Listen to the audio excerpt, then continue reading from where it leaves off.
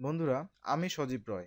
SEO Bangla টিউটোরিয়ালের এই পর্বে আমি আলোচনা করব অর্গানিক এসইও এবং পেইড এসইও এর সময় উপযোগী প্রয়োগ, অর্থাৎ কোন ক্ষেত্রে কোন পদ্ধতি আমরা অ্যাপ্লাই করব বা অ্যাপ্লাই করা যথার্থ হবে, এটা আজ আমরা আলোচনা করব।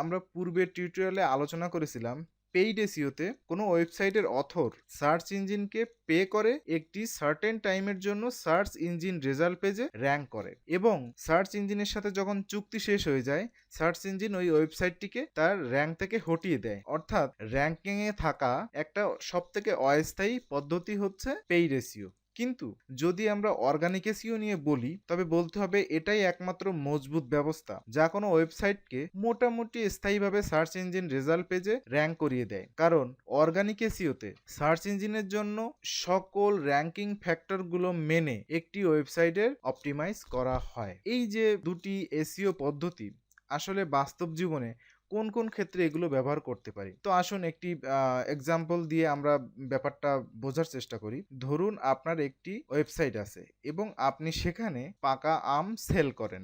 আম একটি সেশনাল প্রোডাক্ট, এটা মোটামুটি বাজারে 3 থেকে 4 মাস পর্যন্ত স্থায়ী হয়। তাহলে এমন সার্ভিসের ক্ষেত্রে আপনি কেবল পেইড এসইও মেথড ব্যবহার করে আপনার সাইটটিকে র্যাঙ্ক করতে পারেন, এবং 2-3 মাস পরে যখন আপনার এই আমের স্টক আউট হয়ে যাবে তখন আপনার পেইড ক্যাম্পেইনটি ডিসেবল করে দিবেন। কারণ এক্ষেত্রে যদি আপনার অর্গানিক প্রসেসে অ্যাপ্লাই করেন তাহলে কোনো ক্ষেত্রে অর্গানিক প্রসেসে র্যাঙ্কিং করতে গেলে 3 থেকে 4 মাস অথবা 6 মাসও লেগে যেতে পারে যদি আপনার কম্পিটিটর বেশি থাকে।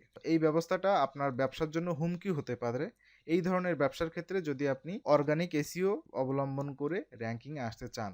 অন্যদিকে ধরুন আপনার কোনো মোবাইল বা কম্পিউটার শপ আছে, তো আপনার উচিত হবে অর্গানিক প্রসেস অ্যাপ্লাই করে এটিকে একটি স্থায়ীভাবে সার্চ ইঞ্জিন রেজাল্ট পেজে র্যাঙ্ক করে রাখা।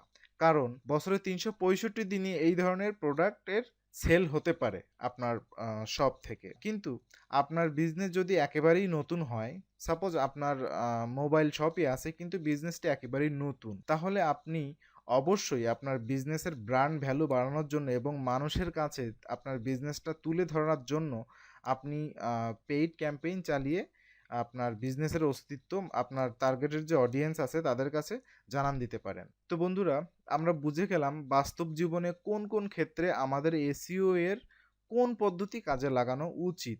এই টিউটোরিয়ালে আমরা বহুবার সার্চ ইঞ্জিন রেজাল্ট পেজ কথাটি উচ্চারণ করেছি, কিন্তু এই সার্চ ইঞ্জিন রেজাল্ট পেজ ব্যাপারটা আসলে কি, এটা আমরা পরবর্তী টিউটোরিয়ালে সেটা নিয়ে বিহিত করব। তো সবাইকে ধন্যবাদ জানিয়ে আজকে টিউটোরিয়াল এখানেই শেষ করছি এবং পরবর্তী টিউটোরিয়াল দেখার জন্য সবাইকে আকুলভাবে অনুরোধ করছি।